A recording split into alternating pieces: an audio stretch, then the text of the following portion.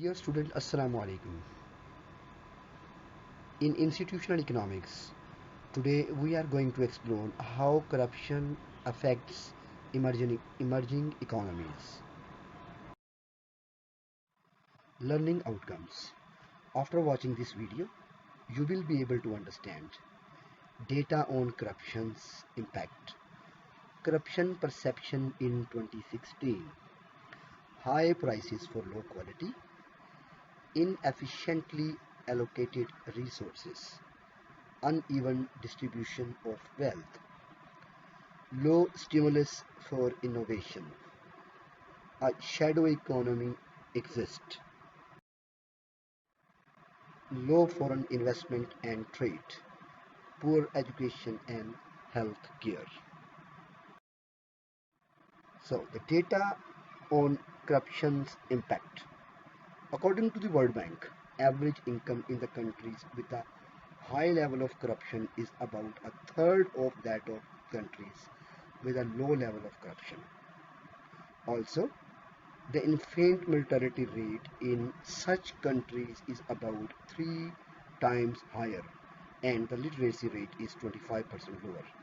No country has been able to completely eliminate the corruption, but studies show that the level of corruption in countries with the emerging market economies is much higher than it is in developed countries.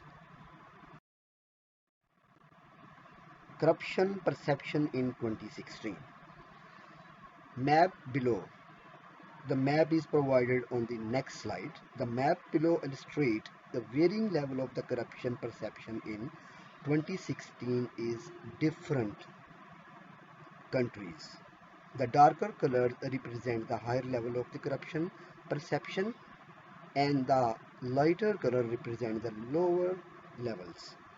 Based on this map, we see the regions with the developed countries, North America, Western Europe, and Australia, have low level of corruption perception.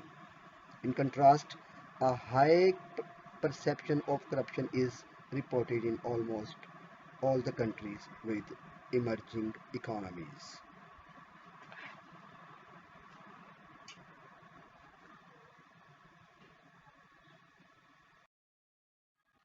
Look at the map. The darker color shows the high level of the corruption, where the lighter level shows the low level of corruption perception in the economies. High prices for low quality. Corruption in the way deals are made, contrast are avoided, or economic operation are carried out, leads to monopolies or oligopolies in the economy. Those businesses owner who can use their connection or money to bribe government officials can manipulate the policies and market mechanisms to ensure they are sole provider of the goods and services in the market. Monopolists, because they do not have to compete against the alternative providers, tend to keep their prices high and are not compelled to improve the quality of goods or services they provide by the market forces that would have been in operation if they had significant competition. Embedded in those high prices are also the illegal cost of the corruption transaction that were necessary to create such a monopoly. If, for example, a home construction company had to pay the bribes to officials to be granted the license for operations, these costs incurred will, of course, be reflected in artificially high housing prices. Inefficiently allocated resources. In best practice, companies choose their suppliers via tender process, which serve as mechanisms to enable the selection of the supplier offering the best combination of prices and quality. This ensures the efficient allocation of resources. In corrupted economies, the companies that otherwise would not be qualified to win the tenders are often awarded projects as a result of unfair or illegal tenders. For example, the tenders that involve kickbacks. The result in excessive expenditure in the execution of the project and substandard or failed projects leading to overall inefficiency in use of the resources. Public procurement is perhaps most vulnerable to fraud and corruption due to the large size of financial flows involved.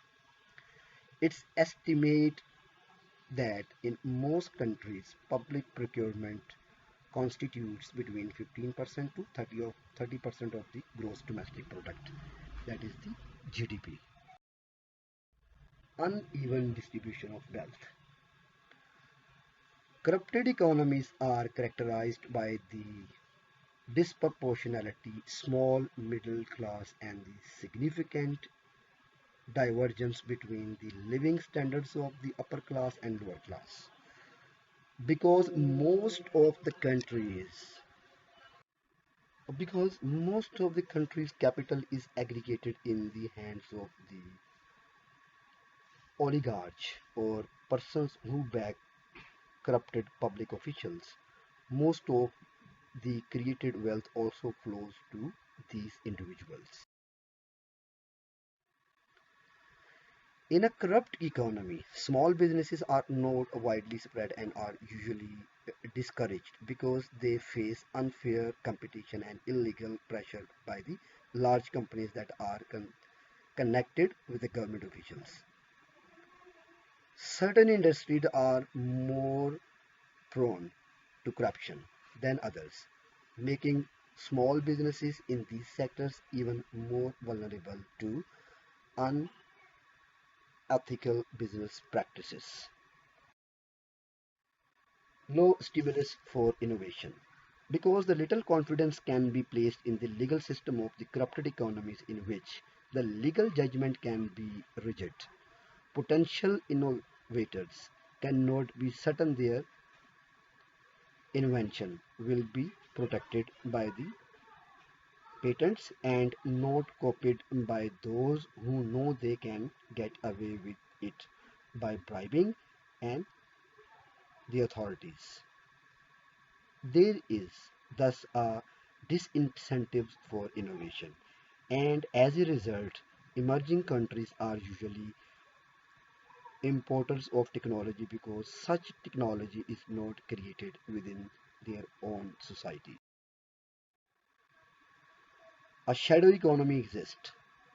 Small businesses in corrupt countries tend to avoid having their businesses officially registered with the tax authorities to avoid taxation. As a result, the income generated by many businesses exists outside the official economy and thus are not subject to state taxation or included in the calculation of the country's GDP.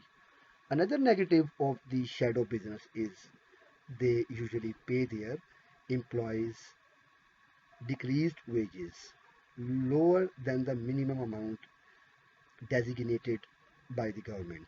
Also, they do not provide the acceptable working conditions, including appropriate health insurance benefits for the low foreign investment and trades. Corruption is one of the disincentives for the foreign investment. Investors who seek a fair, competitive business environment will avoid investing in the countries where there is a high level of corruption, while investing in emerging markets remains a popular investment area. Investors are naturally hesitant to put their money at risk in countries known to have high corruption levels. Studies show a direct link between the level of corruption in the country and measurement of the competitiveness of its business environment. Poor education and healthcare. A working paper of the International Monetary Fund (IMF) shows corruption has an adverse impact on the quality of education and healthcare provided in the countries with emerging economies. Corruption increases cost of education in countries where bribery and connections play an important role in the recruitment and promotion of teachers.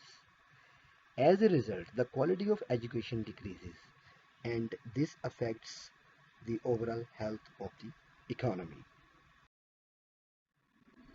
Also, corruption in the designation of the healthcare provides the recruitment of the personnel, as well as the procurement of the medical suppliers and equipment in emerging economies, results in inadequate healthcare treatment and a substandard or restricted medical supply, lowering the overall quality of the healthcare.